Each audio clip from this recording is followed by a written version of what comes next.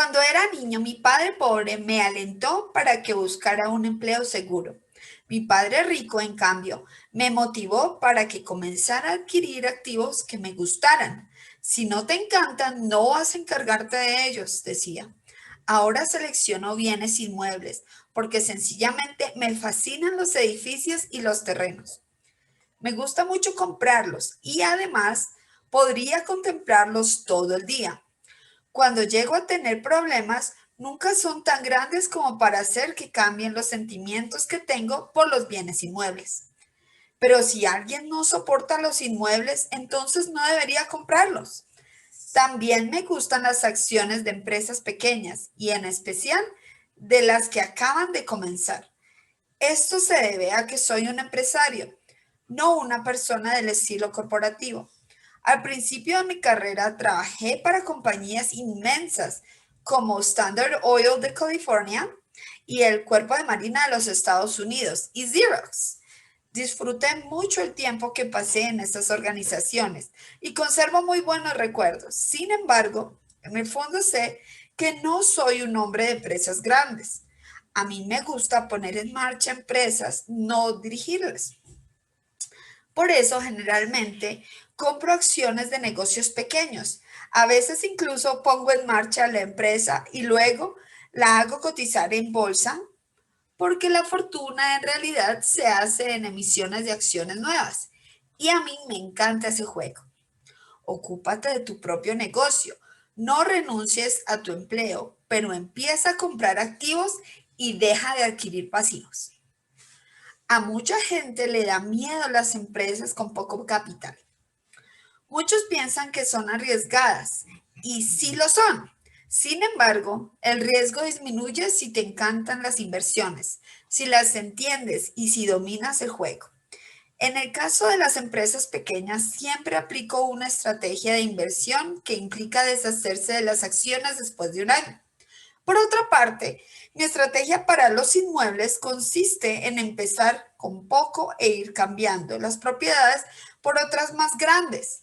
De esa manera, hay una demora en el pago de impuestos sobre las ganancias, lo cual permite que el valor de los inmuebles se incremente de forma espectacular. Por lo general, solo conservo los bienes raíces durante 7 años. Durante mucho tiempo, mientras estuve en el Cuerpo de Marina y en Xerox, hice lo que Padre Rico me recomendó. Conservé mi empleo, pero empecé a ocuparme de mi propio negocio. Me mantuve activo en la columna de activos por medio de la compra y venta de inmuebles y de acciones modestas. Padre Rico siempre enfatizó la importancia de la educación financiera. Cuanto más fuera capaz de entender sobre la contabilidad y manejo de efectivo, más fácil me resultaría analizar inversiones y tarde o temprano también podría poner en marcha y construir mi propia empresa. Yo no le recomiendo a nadie que funde una empresa a menos que de verdad quiera hacerlo. Con todo lo que sé acerca de cómo administrar una empresa, puedo decir que no le deseo a nadie un trabajo tan arduo. A veces, cuando la gente no encuentra empleo, cree que la solución es fundar su propio negocio. Pero por desgracia, las probabilidades de tener éxito son pocas. 9 de cada 10 fracasan en los primeros 5 años. Y a su vez, 9 de cada 10 de los negocios que sobreviven al primer lustro fracasan también. Por eso solo te recomiendo iniciar una empresa si de verdad deseas hacerlo. De otra manera, lo mejor será que conserves tu empleo e intentes realizar un negocio de forma paralela. Cada vez que digo que debes ocuparte de tu negocio, me refiero a que tienes que construir tu columna de activos y mantenerla fuerte. En cuanto entre un dólar, ya no permitas que salga. Piénsalo de la siguiente manera. Cada dólar que se suma a tu columna de activos se convierte en tu empleado. Lo mejor acerca del dinero es que puede trabajar 24 horas al día y continuar haciéndolo por generaciones. Sí, conserva tu empleo y trabaja con ahínco, pero también construye esa columna de manera simultánea. A medida que crezca el flujo de efectivo, podrás darte algunos lujos. La gran diferencia entre ricos y pobres y clase media es que los ricos lo último que adquieren son los lujos, mientras que los demás lo hacen de primeras. Los pobres y la clase media compran artículos de lujo como mansiones, diamantes, pieles, joyería o yates, porque quieren parecer ricos. Y efectivamente lo parecen. El problema es que solo se van sumiendo en una deuda mayor. La gente que siempre ha tenido dinero, es decir, los ricos a largo plazo, se concentran en construir la columna de activos antes que nada. Luego, con los ingresos generados por los activos, compran sus lujos. Los pobres y la clase media adquieren lujos con su propia sangre y sudor, y para colmo, con la herencia de sus hijos. Piensa que darte un verdadero lujo debe ser una especie de recompensa por invertir en un activo y desarrollarlo. Por ejemplo, cuando mi esposa Kim y yo tuvimos algo de dinero extra, gracias a nuestros edificios de apartamentos, ella se compró un Mercedes. No necesitó trabajar más ni arriesgarse porque el coche se pagó con lo que generaban los apartamentos.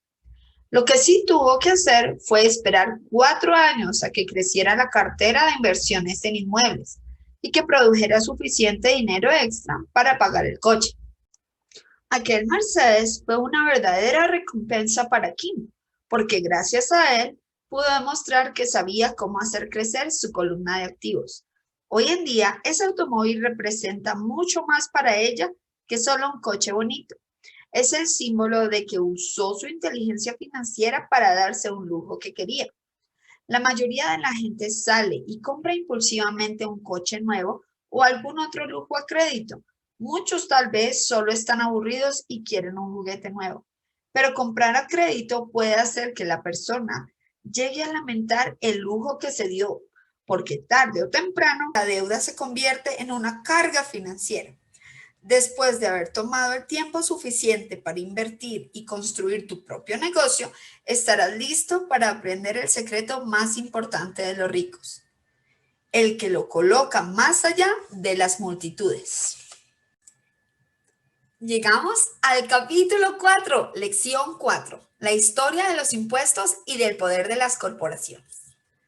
Mi padre rico solo jugó el juego con inteligencia y lo hizo a través de las corporaciones. El secreto más importante de los ricos. Recuerdo que en la escuela me contaron la historia de Robin Hood y sus alegres camaradas. Mi maestro aseguraba que era la maravillosa historia de un héroe romántico que le robaba a los ricos para dárselo a los pobres. Pero mi padre rico no lo veía de la misma manera. Él pensaba que Robin Hood era un vil ladrón. Es posible que Robin Hood se haya ido, pero sus seguidores continúan viviendo. Con frecuencia escucho a la gente decir, ¿por qué no pagan eso los ricos? O los ricos deben pagar más impuestos y ese dinero se lo tendrían que dar a los pobres. La fantasía de Robin Hood o la noción de quitarle a los ricos para darle a los pobres es lo que más daño les ha hecho a los mismos pobres y a la clase media. De hecho, la clase media tiene las mayores cargas fiscales por culpa de Robin Hood. La verdad es que los ricos no pagan impuestos. Quienes pagan por los pobres son los que pertenecen a la clase media y en especial la gente con preparación académica de la clase media alta. Nuevamente, para entender bien cómo son las cosas, tenemos que revisar la historia de los impuestos. Mientras que mi padre pobre, el más preparado académicamente, era experto en historia de la educación, mi padre rico llegó a ser, por méritos propios, un experto en la historia de los impuestos. Padre rico nos explicó a Mike y a mí que al principio no se pagaban impuestos ni en Inglaterra ni en los Estados Unidos. Ocasionalmente se llevaban a cabo recaudaciones fiscales para financiar guerras. El rey, y cuando las 13 colonias se independizaron, el presidente hacía un llamamiento y se le pedía a todo el mundo que diera unos centavos. En Gran Bretaña se hizo una recaudación para financiar la guerra contra Napoleón de 1799 a 1816. En los Estados Unidos, para pagar la guerra civil de 1861 a 1865. En 1874, Inglaterra decretó la permanencia del impuesto sobre la renta para los Estados Unidos. En 1913, también se hizo permanente un impuesto del mismo tipo en los Estados Unidos. A través de la adopción de la 16ª enmienda hecha a la Constitución, en algún momento los Estados Unidos estuvieron en contra de los impuestos. Fue un impuesto sobre el té lo que condujo al famoso motín del té en la bahía de Boston, incidente que propició y encendió la mecha de la guerra de independencia. Estados Unidos e Inglaterra tardaron aproximadamente 50 años en convencer a los ciudadanos de que pagaran un impuesto sobre la renta de forma regular. Lo que estos datos no nos dicen es que al principio estos impuestos solo se recaudaron entre los ricos. Este era el punto que Padre Rico quería que Mike y yo entendiéramos.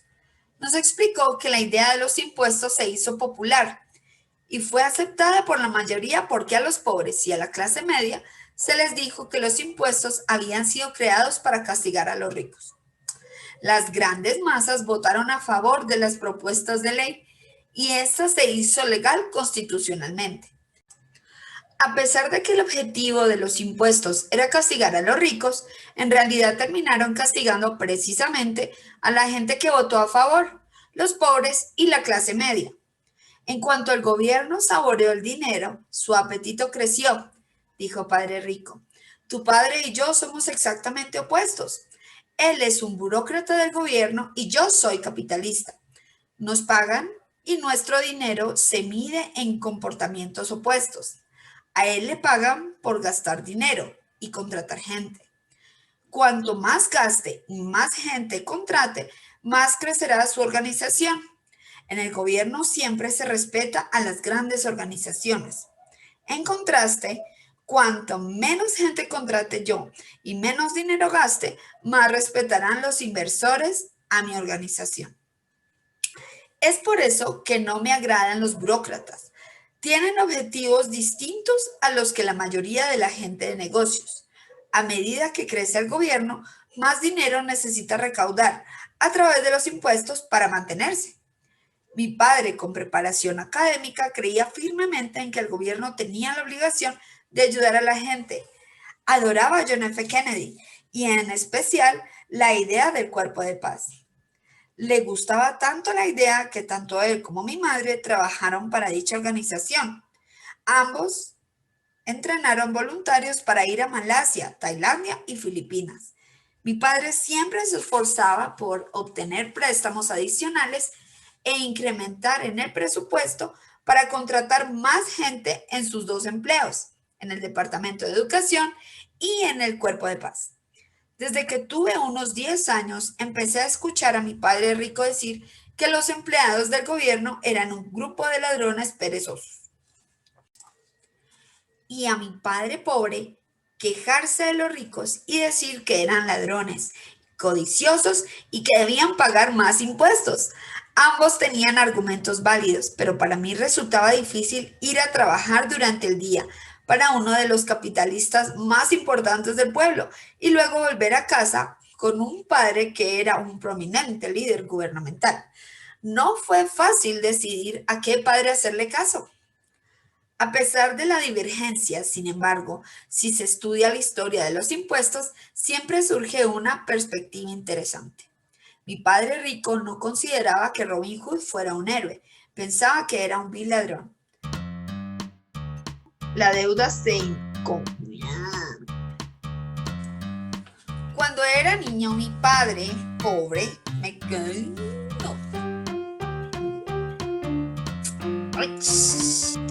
No necesito trabajar más ni arriesgar. A pesar de que el objetivo de los impuestos era castigar a los ricos, en realidad terminaron... No, leamos de nuevo. El problema es que solo se ven su... A pesar de que la objetivo... Cada vez que digo que debe ocuparte... Encuentro encuentro. Exacto. Lección número 4. Solo jugó el juego con inteligencia y lo hizo a través de corporaciones. El secreto más importante de los ricos. Y el perro de fondo ladrando.